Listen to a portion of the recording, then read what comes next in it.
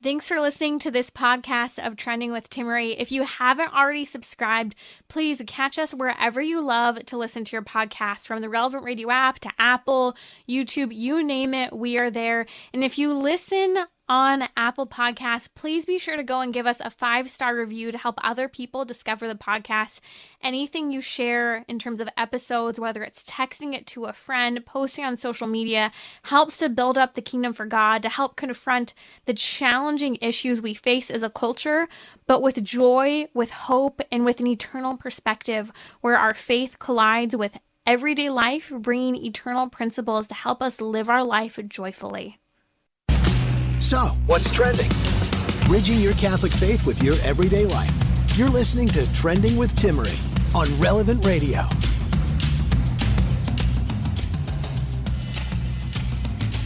Welcome to our weekly marriage hour here on Trending. We'll be talking about some fun topics related to marriage. One of them being giving your spouse your best. Men and women can both work on this, but the topic was striked, especially over the last week, with regard to women and getting ready still as the years go on in marriage. Do you not get ready? Do you get ready to leave the house and go places and see people, but not when you see your spouse? Interesting topic. Would love to hear your thoughts. I'm also going to talk about some interesting news. We'll unpack more tomorrow on the LGBTQ front. Questions are coming in as well about the conversation surrounding a miscarriage and whether or not women will be denied access to miscarriage treatment in the event that they lose a baby. We'll clarify that. I've clarified it a few times on the show, but it is an important argument that a lot of people are being pressured to believe that pro-life laws are just so anti-woman, and they're not. Also, I'm excited to share a really neat story. E! News actually produced a really sweet video this week about one woman who had a similar story to mine in that she had to change up the way she ate after battling years of infertility, and she finally was able to conceive after some time of clean eating. I'll share that and more with you in just a little bit here on Trending during our weekly marriage hour. But before we go there, maybe you were wondering what you can do to be more involved in the pro-life movement. It's been a bit of a theme this week, talking about what you can do to do more. I know so many people are looking at what's happened with Roe versus Wade, and maybe you're asking, where do I fit in? I felt called for years to do more. I'm pro-life, but I really want to put my actions, my thoughts, and ideas into action. Well, Sidewalk Advocates for Life are one of the ways you can do that. And joining me now is the president and CEO of Sidewalk Advocates for Life, Lauren Muzyka. Lauren Muzyka is an attorney, and she's passionate about defending the sanctity of human life, has been a sidewalk advocate for actually over 20 years. We're going to talk about ways you can stand in front of the abortion clinic. It's your right to pray, and if you feel so called, even counsel women who are considering or walking into a clinic for an abortion. Lauren, welcome to Trending. Thanks for having me, Timmerie. Great to be with you. Your ministry is nationwide. You have people at locations all across the nation praying, and especially sidewalk counseling women. That is, if you could, we'll explain a little bit of what sidewalk counseling is for those who maybe aren't familiar. You see people sometimes standing in front of the abortion clinic, some praying, some talking to women. Sidewalk counselors would be those who are intervening and trying to help offer women different resources and even often just a listening ear to help her change her mind. Your work, you have seen over 17,000, nearly 18,000 mothers and babies saved from abortion. We need people on the front lines. Can you share with us a little bit about how your ministry draws people out to pray and sidewalk counsel and prepare them for that? Yeah, well, great question. Sidewalk Advocates for Life is America's largest sidewalk outreach organization. We train, equip, and support those who have a heart to go to really what is the darkest place in their local community, the local abortion facility, and offer abortion-bound women and men loving, life-affirming alternatives. And as you note, as God's people have answered the call to speak up for those who cannot speak for themselves, to stand in the gap for women in crisis who may feel ironically that they have no other choice but to take the life of their child. We have witnessed nothing short of the miraculous in the 8 years that we've been on the sidewalk. Nearly 18,000 women have turned around and accepted those life-affirming resources. And, you know, the the great thing about being a sidewalk advocate, besides, of course, being out there in a spirit of peace, prayer, and love, offering options and resources to women and men who are in crisis, that are in a valley of decision with an unexpected pregnancy. We're also able to be there for abortion workers, those who work in the industry. We know that many of these folks have one or more abortions in their past, and it's really a mode of justification, pain and justification that keeps them chained to the industry. So we get to reach out to these folks as well and let them know that there's hope and healing for them through a great ministry called And Then There Were None, abortion worker ministry. And then when we help enough clients, when we help enough workers, it really is a winning strategy. And so we've even witnessed 30 abortion facility closures following a prayer and outreach presence. And so this is really the epitome of this, is being the hands and feet of Christ at the darkest place in our community. People know that they deserve so much better than the violence of abortion.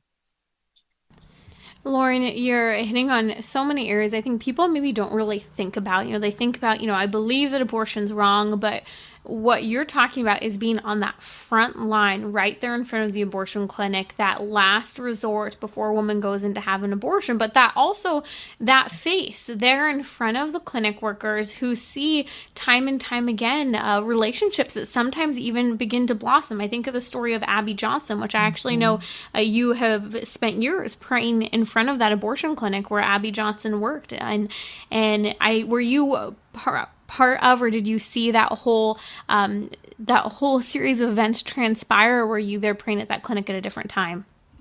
Yeah, so I actually started Sidewalk Counseling in college, and I was in front of the very facility that birthed Abby Johnson's story, and even the very first 40 Days for Life campaign. So Abby started out as an abortion clinic escort. So, walking women and men from their cars into the abortion facility. Of course, their objective is to try to engage them in so much conversation that they don't hear the sidewalk counselors, they don't hear about resources and options. And so it really was kind of an amazing thing to watch Abby rise through the ranks of Planned Parenthood. And then to see how through prayer and love and outreach, she made that decision to leave. She witnessed an ultrasound guided abortion and, saw with her very eyes how this baby was fighting against the abortion instrument. And when she needed somebody to go to, she chose to go to the people across the fence. And to your, first question about really what this is, it is about being that friendly face on the sidewalk, being a safe place for people who are in a lot of turmoil, in a lot of crisis. It's really the enemy that's coming into these people's lives and saying, you have to have this abortion because of X, Y, and Z. The enemy's throwing up all these reasons why, she can't have this baby. And so, knowing that there's a reason or set of reasons why she's there, and even why somebody works in the abortion industry, what a privilege it is to go to the sidewalk at that crossroads, the greatest crossroads really of life and death in our world today, and stand in that gap and say, God has so much more for you. We can help you. You are not alone. We're going to walk this journey with you and help you to make that decision for life, for your child, for yourself, right? And ultimately, we pray to see abundant life. Lauren, many people are scared of standing in front of an abortion clinic to pray, yet alone actually talking to a woman who's in crisis pregnancy. I wouldn't know what to say, or what if someone shows up, and what if the police show up? There are many fears that people have, but can you dispel some of those fears? Because I think many people are pleasantly surprised by the calm and peaceful atmosphere the vast majority of the time in front of the abortion clinics. That's so right. I think a lot of people are fearful to go to an abortion facility because they think it's going to just be one big debate out there, or that there's even going to be violence. And what people largely find is it is largely peaceful. We have First Amendment rights. We have the ability to go to public rights of way, to reach out, to initiate peaceful conversation, to hand out literature, and invite people into conversation back with us. This is the epitome of the First Amendment. I'm an attorney that ended up in grassroots pro-life work, and the police understand this. Sometimes police end up at a site because they may not understand the law, or there may be a question about property lines and so forth. But, we have great relationships with the police. We're able to let them know what our rights are, or able to clarify maybe some research that we've done on the public rights of way. And the great thing about this is that it gives us an opportunity when we go there. It gives us an opportunity to really just hold conversation with people. This can feel intimidating, and I understand that. The first time that I went out there, I had a lot of butterflies in my stomach, like, oh my goodness, what is this going to be like? But a lot of people, they'll start out as a prayer volunteer, just going out and peacefully praying. And then after a while, they realize, wow, you know what? I could do this. I could make the next step. I could take the next leap into just handing out information and just saying, hey, we care about you. There's a pregnancy resource center, right next door down the road. We'd love to be there for you. I mean, it really is it's like conversation with a friend. We really want to be that face of that friend next door, so to speak, right? I love it. So often when we talk about sidewalk counseling and praying in front of the abortion clinic here on Trending, I always hear from a couple people who say, I went out, I did it for the first time, I've thought about it, I've always been afraid. You're right, it was peaceful. I was standing there praying, and so many times I hear from people, men and women, but often the men who are saying, I need to do more. And some of our most successful and effective sidewalk counselors are also men. And I think so often men think, this is a women's issue. Who am I to stand in front of an abortion clinic and try to talk her out of having an abortion? But often that strong, loving, compassionate, masculine demeanor is exactly what a woman needs in the face of the lack of masculine support that she's had throughout her lifetime, or maybe in the event of exactly this specific pregnancy and baby. Yeah, that's exactly it. You nailed it. We need men out there. We need men in the pro-life movement. I mean, every child we've ever known has had both a mother and a father. We know that 50% of the children that are losing their lives are little boys, right? Of course, men have a voice in this. And when I've seen men on the sidewalk, men who have been trained through our program and then go to reach out to women, because sometimes boyfriend or dad hasn't been a very strong figure in their life, some of the women really flock to that masculine presence. I know it's so solidifying to us women on the sidewalk. It's so helpful to have another man out there watching over us and joining us in that. Men or other men on the sidewalk. A lot of times a woman will make a beeline for the facility, and then it's the boyfriend that comes out to the porch, or he's running to the car to grab something, and the men can reach out to the men there as well. Mm-hmm. It's interesting, as I was thinking often about sidewalk counseling. I don't know, how old were you when you started sidewalk counseling, Lauren? Yeah, I started when I was 18. Yeah, started when you were 18. So you were high school. I mean, just out of high school, I'm guessing you were young. I started sidewalk counseling truly by the grace of God when I was about 13 years old. And I remember being scared. I didn't know what to say. People would look at me and say, are you even old enough to have a baby? Well, yeah, but does that mean I'm necessarily having one? No. It was always so fascinating to me, sidewalk counseling, because it is such a faith-filled and God-inspired thing to do. It is not you talking to that woman, because sometimes the things these women say, you don't always have the answers, and you just need to listen. Or at least in my case, I'm praying, okay, come Holy Spirit, help me to know what to say, help me to listen, help me to say the right things for this person. And it's hard because you have to often face that they very well may still walk into that abortion clinic. They may walk out. They may reschedule. They might not be there that day for an abortion, but be coming back another day. And so having kind of all of those circumstances in mind, I really do believe when you're standing there in front of the abortion clinic, it helps inspire you, Lauren, to realize how serious this issue is. And in a good way, I think fire us up with a good sense of anger for the injustice of what's happening, because we're looking at the evil of abortion right in the face. I mean, I remember especially during COVID, I saw so many women at our local abortion clinic who were being dropped off via Uber, one after another, and no one was in front of our abortion clinic. I think I was pregnant and, pacing around in front of the abortion clinic, praying my rosary, and because it was only me and no one else was there, my husband wasn't comfortable with me sidewalk counseling while pregnant, but going there, it's peaceful. Even I don't recommend going alone unless, you really kind of know your environment and are really safe and comfortable, but we need people there. And I just watched, Lauren, as one person after another was dropped off in an Uber or by a boyfriend. And if we don't have voices there, no one is pausing to intervene, to plant a seed, either preventing that woman from having an abortion that day or planting a seed to prevent a repeat abortion. We know that I think it's over right around 50% of all abortions are repeat abortions. And often those sidewalk counselors who are there, who care enough when that woman has that first abortion, leave an impression and help women from going back for the second. Yeah, yeah, it is so true. I mean, it really is an incredible opportunity. The other side likes to say when a woman heads to an abortion facility, when she's walking in there, she's already made her decision. And I can tell you in over 20 years of doing this, and I know, Timmerie, you can speak to this as well, that's just not true. We see so many women confused and overwhelmed. They don't know what to do. And quite often they just need somebody to tell them that they are enough, that they can do it, right? When you stop to reflect on the fact that abortion comprises 96% of all pregnancy related services at Planned Parenthood, I mean, that's unbelievable to me. They say that they provide so-called options counseling, right? Planned Parenthood, America's abortion empire. They love to say, oh, we're giving women all three choices. But 96% of all pregnancy related services are abortion. But when we allow a woman a chance, when we give her a connection to that life affirming pregnancy resource center in our background, we're doing crisis intervention. We want to get her into the arms of someone who can do that ongoing crisis management. We'll journey with her as long as she needs us, but they're the experts in that journey, right? So we do that handoff there.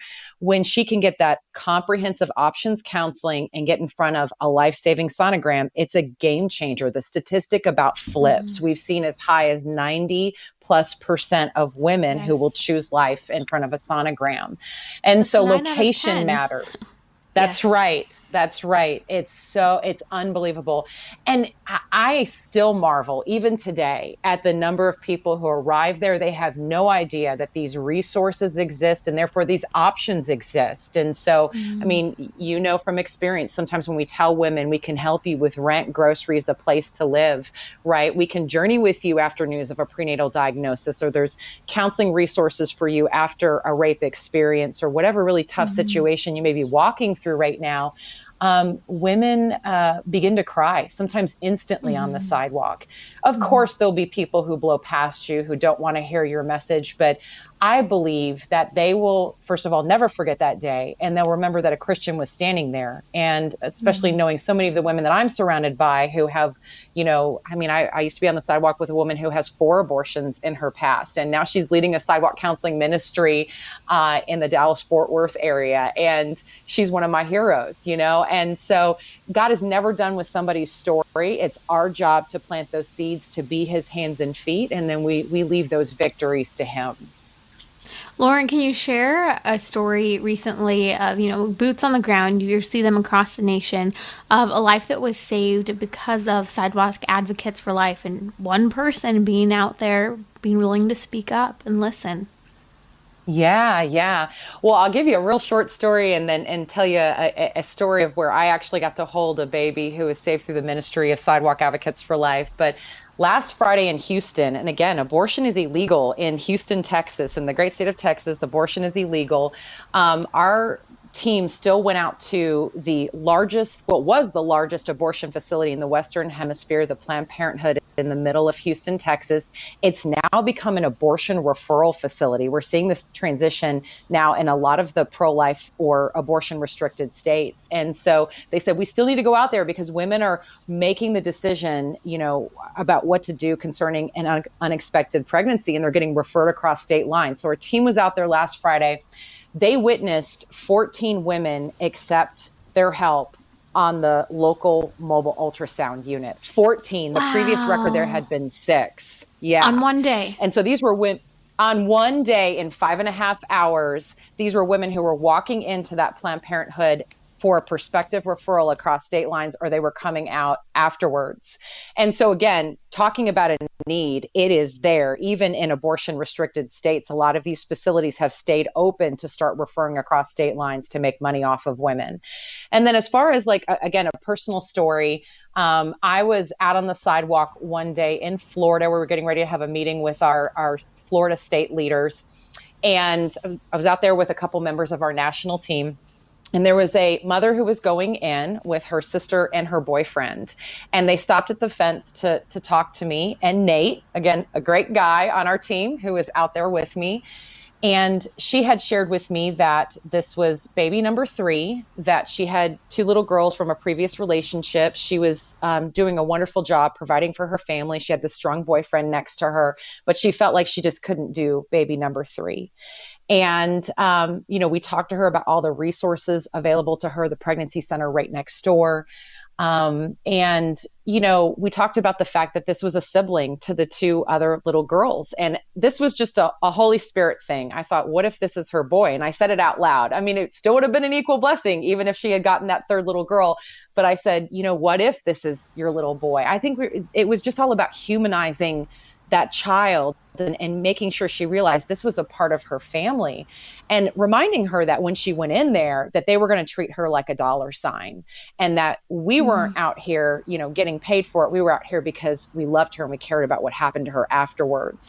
And so all of this was marinating, and she said, well, let me go in to hear what they have to say. And I never panic. We never panic when someone says, I still want to go into the abortion facility, because famous Sidewalk Counseling priest Monsignor Riley says that over 50% of the women that he's witnessed choose life heard his offer of help on the sidewalk, had to go in and experience the darkness of the facility. And if he did his job, they wanted to be back out with him on the sidewalk, right? Felt that contrast between light and dark.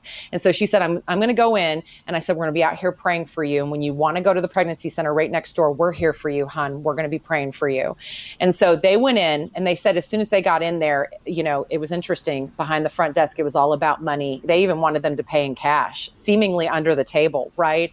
They began to cry, thinking about what they were about to do. And they made the decision then to come back out. And what was so interesting is Nate and I were on the sidewalk, we were praying, and we hadn't even said amen. And the door to the abortion facility swung open.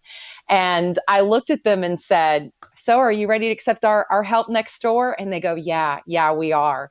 And so long story short, they found out a handful of weeks later, they were having a little boy. Baby Cameron was born a few months later, and we were able to go back and do a photo shoot with them. They're actually a family that's featured in our unexpected pregnancy pamphlet, the pamphlet that we give to all moms who are going into abortion facilities across the nation. And I got to hold little Cameron in my arms. So the irony was, I'd always prayed, Lord, it would be so great if I could hold a baby that was, saved by this ministry. But again, if it doesn't happen anytime soon, I'm okay with that. Ironically, the Lord answered that prayer by letting me hold a baby that I was directly involved with on the sidewalk through Sidewalk Advocates for Life. And so the joy of holding that little boy, realizing all that God had done, is just, it never gets old. It's nothing short of amazing. So praise God. What incredible stories. This is the life-changing work that is done there in front of the abortion clinics, and it's where we need to be. Every single life that is saved is worth it. And people may say, okay, we have pro-life laws in our state, but you just gave a great example of why we need ultrasound units out there, why we need advocates out there, because they are being referred across state lines, or they're sitting here saying, okay, I don't have access to abortion here, but what am I going to do? And unless we have our crisis pregnancy centers where people are sending them to our crisis pregnancy centers, unless we have sidewalk counselors and prayer warriors, they're not going to know where to go. And this is why we should really all prayerfully consider and really think through, maybe I can go out once a week, for an hour. Yeah. Maybe I can go out once a month. If everyone went out for once a month, an hour, that would be a game changer in front of the abortion clinic. And I love what you guys are doing there at Sidewalk Advocates for Life. You have training, you have resources, you have a network. sidewalkadvocates.org is where you can find them. We've tagged them on Instagram, Facebook, Twitter, to follow their stories, these life-saving stories. But one thing that really stood out to me, and I hope that, encouraging people to how truly peaceful it is the vast majority of the time in front of the abortion clinics. Because my husband didn't grow up with activism. To him, a lot of the stuff that I did just sounded very outrageous. Don't stir the pot. And there's funny. He was concerned, especially when I was pregnant and going out in front of the abortion clinic by myself just to pray. And I was very, very pregnant, and I would go and pace in front of the abortion clinic door, and I'd visibly pray, my rosary beads, because I'd hope that they could see me as I walked back and forth. they could see my rosary, and they could see me smiling at them. And it's just such a simple thing. Or maybe you're a mom and maybe you can go out there for an hour or 2 hours, put the baby in the stroller and walk back and forth in front of the abortion clinic. These are things I've done, never any problems. People are so respectful, and it's a witness to life. And it also leads a woman to kind of visualize what that would look like if she had a baby. How old that baby would be, how far along she would look like if she was pregnant. These things that people need to sometimes visualize their lives. And I'm so grateful, Lauren, for everything you and your sidewalk advocates across the nation are doing. And if you are a prayer warrior in front of the abortion clinic or a sidewalk counselor, thank you. Please continue to do so. And I hope others are inspired to do so as well. Check Lauren's organization out, sidewalkadvocates.org. We'll include a link on social media as well as in the podcast notes for today's show, relevantradio.com/trending to catch the podcast and share this with someone you know.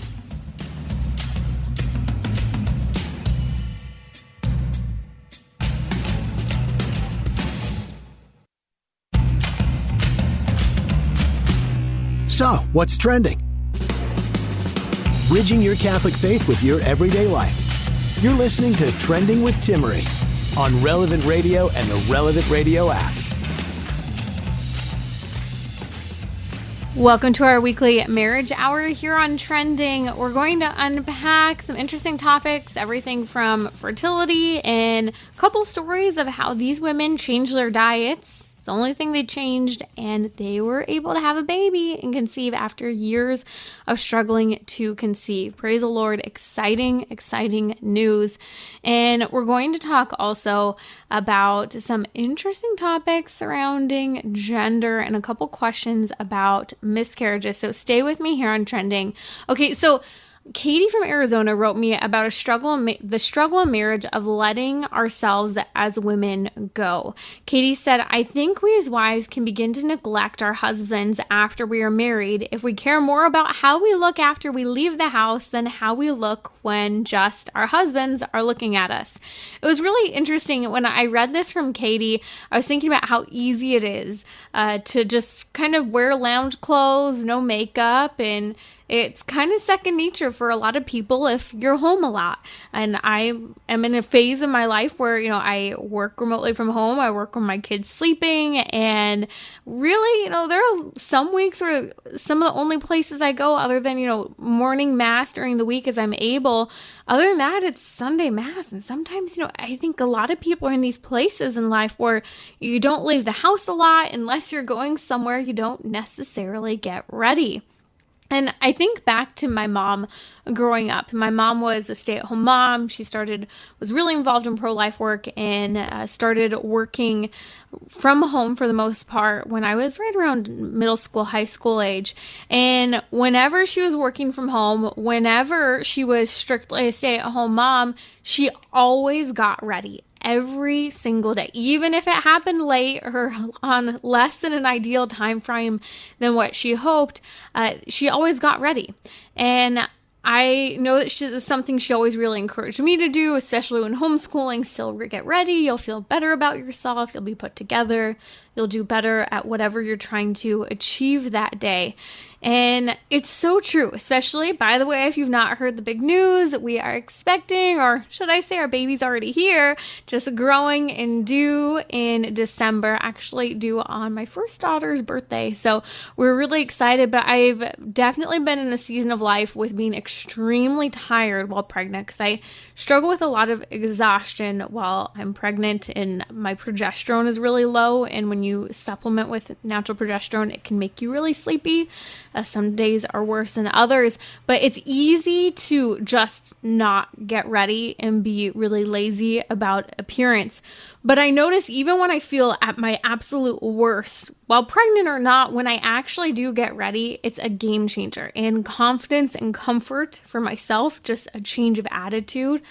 But I do think, coming back to Katie's comments, it can be a really important thing for your marriage. A sign of respect in an act of love toward your spouse, choosing to get ready and to get ready for your spouse. And I always find it interesting because I think that this topic stirs a lot of controversy. Some people who are saying that it's objectifying to be expected to get ready for your spouse every day. Do you know how much work I have to do to keep the house running or the kids running around? And I hear both sides of it. But the reality is that when we throw on some makeup, when we do our hair, when we put effort into our wardrobe, it makes us feel better. It's a compliment to our spouse. It's a compliment to our marriage. And it's easy to have that mindset of, I don't see anyone, I'm not going anywhere, so I'm not getting ready. And the comments from Katie from Arizona really stood true to me. She said, I think as wives, we can begin to neglect our husbands after we are married if we care more about how we look after we leave the house than how we look when just our husbands are looking at us. There was one day when we as women would get ready to our best effort while trying to date, marry our husbands, but we should always consider our husbands or as someone we see, as someone we're seeing, not just that, oh, I'm not seeing anyone today. Well, you're seeing your spouse. And you see your spouse in a particular place, and that just happens to be your home. It used to be, when you were dating, if your boyfriend came over, you would get dressed to the nines and be ready to go, at least up until a certain point in your relationships, usually. It was funny. This actually the conversation was sparked because I had mentioned an old friend of mine and mentor who had shared that when she got married, every day before her husband woke up, she would wake up and get ready and put makeup on and then get back into bed before he woke up, which I thought was hilarious. I still kind of call the lie. I really wonder if she did this every single day of her marriage, because they were married a long time.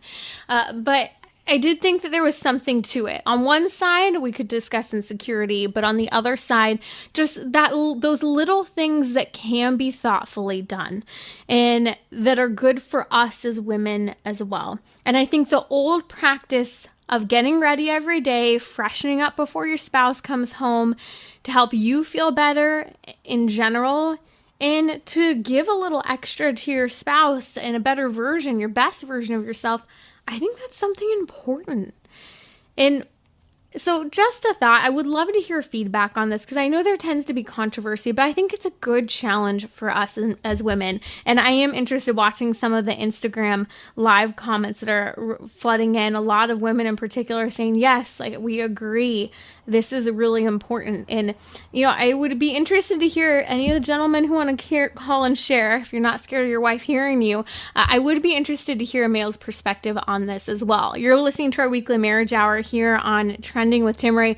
While we're talking about women, because, we can still talk about women, this is just a real, laugh moment because this is how ridiculous it is. Vice President Kamala Harris opened a meeting this week saying this: I am Kamala Harris. My pronouns are she and her, and I am a woman sitting at the table wearing a blue suit. I am not even kidding. She started a meeting saying this. This is the insanity we are living with when it comes to this gender ideology. But, sometimes I will admit it is helpful, perhaps, for some people to announce their pronouns when we're really confused. Some of the haircut trends are just a little confusing. I digress. I'm kidding. This is absolutely ridiculous. And it actually is quite offensive because the fact that our Vice President of the United States of America would be so rude as to say something like this, because it is rude, especially when you consider that this is a push for the LGBTQ ideology. And by saying this, it's absolutely out of touch. The news broke this week that the FDA officials are coming out sharing about some of the damage of the LGBTQ's agenda to have kids change their sex, which you can't do, but to have them take hormones of the opposite sex.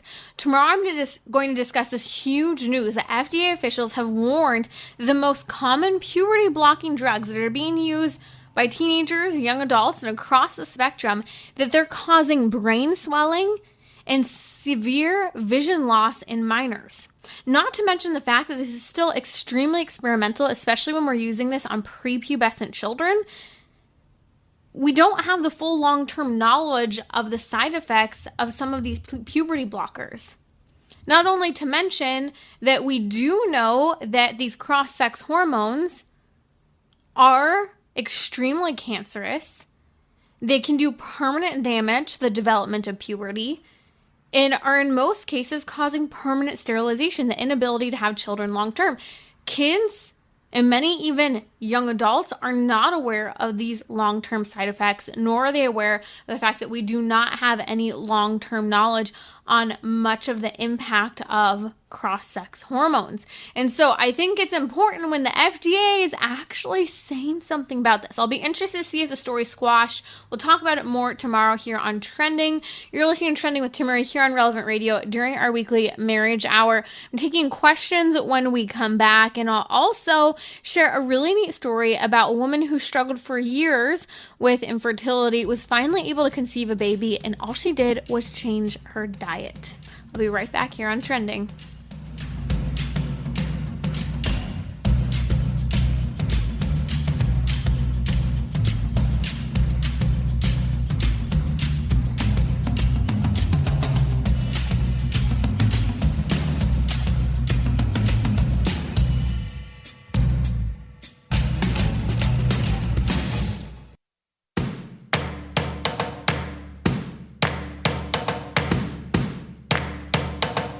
We're talking about what you're thinking about. You're listening to Trending with Timmerie on Relevant Radio and the Relevant Radio app.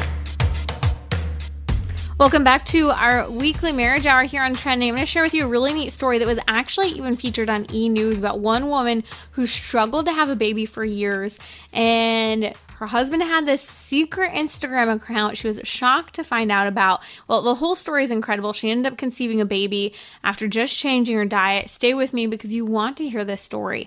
But we've been talking about the controversy that many people go through over when you're in marriage and you kind of start to get lazy. Particularly, and again, there are plenty of things that men can get lazy about, but on the part of women, when we don't give our best when it comes to how we present ourselves. And I know there are two sides of the spectrum. One side, all natural is great, and I'm doing so much, I shouldn't have to try too hard, I should be respected, loved, and appreciated as is. On the other side, we have this argument that, you get ready and do your best to get ready when you go out and see people, but you don't give that same level of compliment or intention to your spouse. So I am having some interesting comments and questions coming in on this. Vivian's on the line from San Diego. Vivian, I'd love to hear your thoughts and our question on this topic. Well, my thoughts, first of all, are we put makeup. I thought, correct me if I'm wrong, I thought you said something about we get our and put on our makeup to help us feel better. And that struck me as so strange because my question is, don't we love the face God gave us? And I said, okay, if you're scarred or you've had tattoos or something and you need to cover them up, I can see that. Or if you've lost your eyelashes or somebody shaved your eyebrows off, I can see that. But most women have an innate beauty that comes from God. And my question is, do we not appreciate it? Yeah, Vivian, that's a great question. Do we have an appreciation for the body, the gift, the face that God has made us? I think there's a big difference, Vivian, between hiding how we look and perhaps doing subtle enhancements such as putting on some mascara, a little bit of blush, and some lipstick. And I think that this kind of touches on where the makeup culture has gone so far. I remember talking to my sisters and some friends about this last year. And so I do not wear, the concealer and like all those layers of, I'm sorry, I don't mean to be offensive, but like fake coloring on your skin. And I just don't get it. I'm with you. Like, we have this skin. Some people have better skin. Some people have worse skin. Trust me, I've been there. I've had terrible acne before. I have scars on my face. But I also think, your skin just can't breathe. Like, it just doesn't look comfortable to me. And I was asking some of my sisters and friends, like, why, when you wear it, why do you wear it? And I was really taken aback when one of them said, well, it just makes me feel more confident. And I was taken aback, so surprised. I wasn't sure if it was just like what people do. And I think that there's a balance. There's a difference between subtle and respectful enhancement of features and just hiding behind what we don't like about ourselves. Because if we're hiding behind what we don't like about ourselves, like you're saying, Vivian, you're right. We're not satisfied with how God made us. And some people can wear absolutely no makeup and feel completely comfortable and confident. And some people are just gorgeous with no makeup. Some people, some might argue could use a little bit of makeup or a little bit of tidying. For me, I'm one person, I have to do my hair. I can look like a total Gruffalo without my hair done. I call it my rat's nest. I have curly, frizzy hair. And if I just left it as is, I would look a little uncouth, to say the least. Now, is that me rejecting the God-given hair that God gave me? No, not necessarily. It's me actually looking at it from the perspective of we're called to be good stewards of what God gave us. And so are we called to hide behind or hide what God gave us? No. But are we called to respect and nourish that? Absolutely. And I think that that's a fine balance. And I think some of the difficulty, Vivian, is that a lot of us maybe were never taught how to use makeup, or we've not had conversations just like this where you're pushing the status quo saying, shouldn't we be grateful with what God has given us to begin with? You're listening to Trending with Timmerie here on Relevant Radio. We're talking about that controversy of getting ready for your spouse, feeling more confident when you get ready, changing your clothes, the makeup, hair, all of it. One comment that has come in on Instagram Live came from Latin Mass Latina saying, I completely agree. My only difficulty is I work out a lot and find myself in workout clothes a lot. How can I be practical and attractive for my husband? Great question. Again, I'm not going to get into the controversy over wearing workout clothes or not. That's another topic for another day. We're also talking about wearing workout clothes at home. I think that there are a lot of workout clothes that can look very respectful. I think there are also a lot of workout clothes that can be very sloppy looking, and a lot of workout clothes that we really should never be wearing out in public. Let's be real. And I think as a culture, we've gotten really lazy about wearing workout clothes.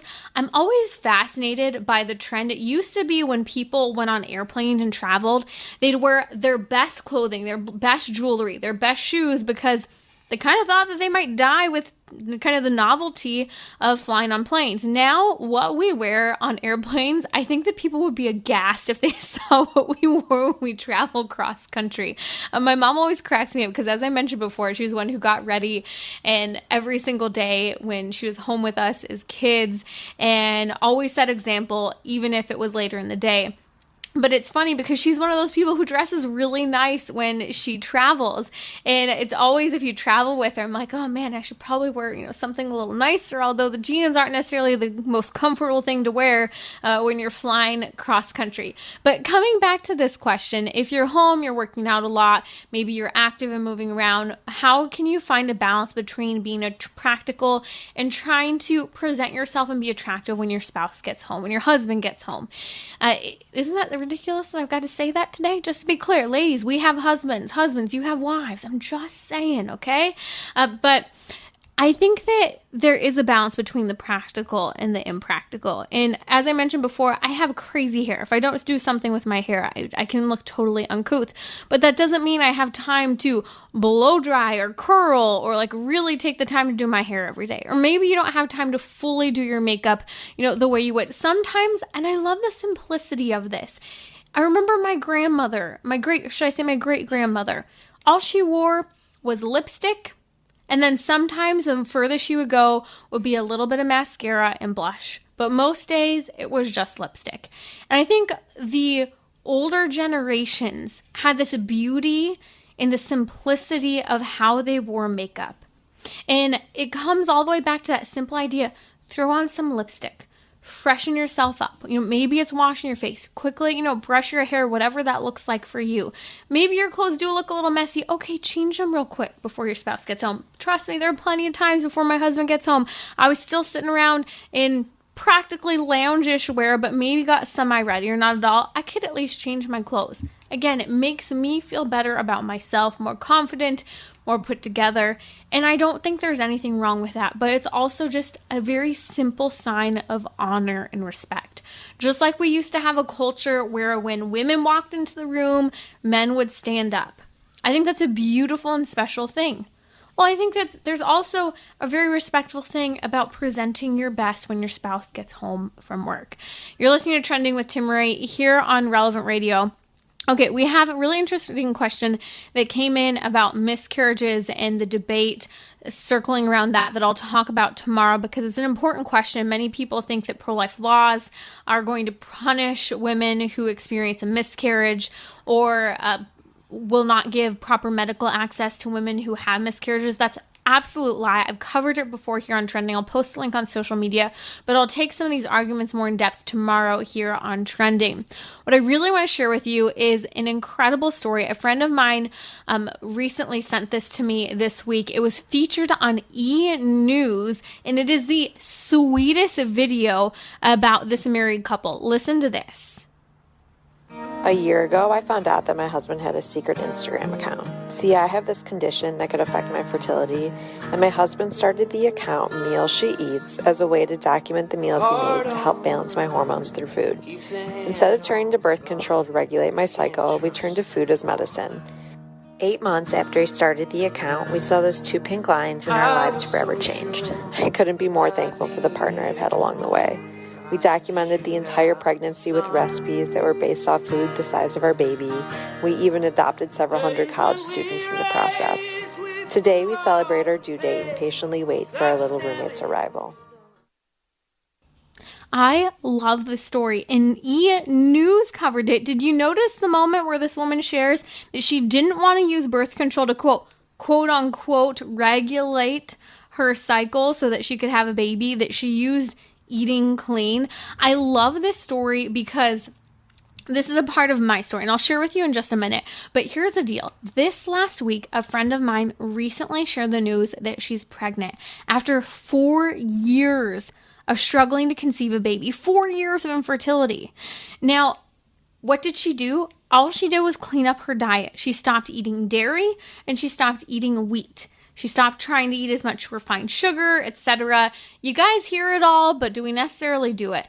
What stood out to me is that this story on E! News, my friend's story, and mine all share something very common. I remember just after college when I was struggling with all of my food allergies, trying to figure out what was going on. We knew that I had autoimmune disorders, but we hadn't figured it out yet. It wasn't until years later we figured out I had Hashimoto's disease and polycystic ovarian syndrome.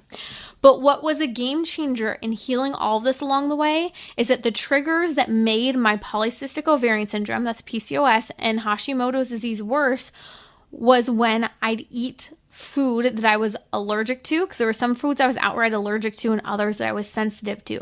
At one point, I had over 30 food allergies at one time.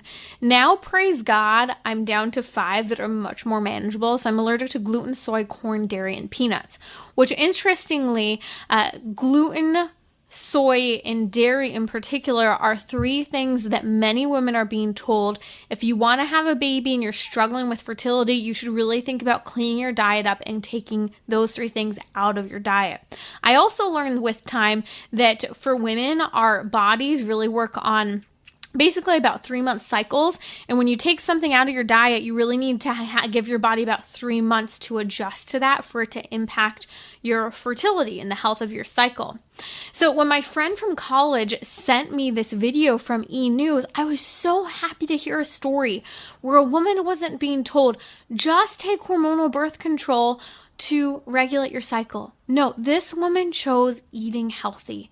It was as simple as that and as hard as that. But you know what really stands out, I think, the most to me about this story is that her husband was a part of the journey. I was really nervous when I opened the video and it started with her sharing that her husband had started a secret Instagram account. Oh dear, where is this going? But it was him documenting the clean and healthy foods that she was eating. And after 8 months of clean eating, she ended up being able to conceive a baby. How exciting is that? Well, The husband played a huge role in supporting her and helping cook for her. It is not easy to start eating clean. It is not easy to transition your diet. I've had to learn multiple times to relearn how to cook, and it's really difficult to relearn how to eat. That's not easy. And when something such as fertility is such a big deal that is being impacted by food today, we need all hands on deck. And husbands, know that if this is something, maybe your spouse is dealing with health issues or fertility, your support with food is an incredible game changer. And I'm so grateful. My husband, from day one of dating all the way to today, has been so good at helping me eat healthy. He hasn't left me on my own ever. He's played a huge part in also inspiring me to eat healthy because he's, dug in. He's also done the research. He actually cares about eating healthy and finding new recipes. And it's been so helpful. And psychologically, it's so hard to change how you're eating, but when you have someone else on board, specifically your spouse, who should have your best interest and the best interest in the family in mind, it makes a world of difference. And I can tell you from my own story, there was one point right after we got married, I decided, I checked to make sure I wasn't pregnant. I said, I just want to eat dairy. I know I'm allergic to it, but I'm craving pizza. So I had gluten-free pizza with dairy on it. I will tell you, for the next 4 months, my health, my cycle was completely out of whack. It was really negatively impacted me personally. Food has been a huge part of my fertility journey. And although it's been so hard at times, it's a routine and a practice that has been a part of what's been able to really allow me to have children. And I'm grateful for that. And so stories like this on E! News coming out, instead of birth control, but instead using healthy eating, I think are pretty incredible. I'll post a link to this sweet little video on my Instagram. So go follow me at Timmerie, Timmerie. News broke that FDA officials are coming out sharing the damage the LGBTQ agenda is doing to kids and young adults. This is Timmerie from Trending with Timmerie. Friday, I'll discuss the huge news. FDA officials have warned that the most common puberty-blocking drugs in so-called cross-sex hormone quote-unquote therapy is actually causing severe brain swelling and vision loss in minors. Join me Friday, 6 p.m. Central on Relevant Radio or the Relevant Radio app.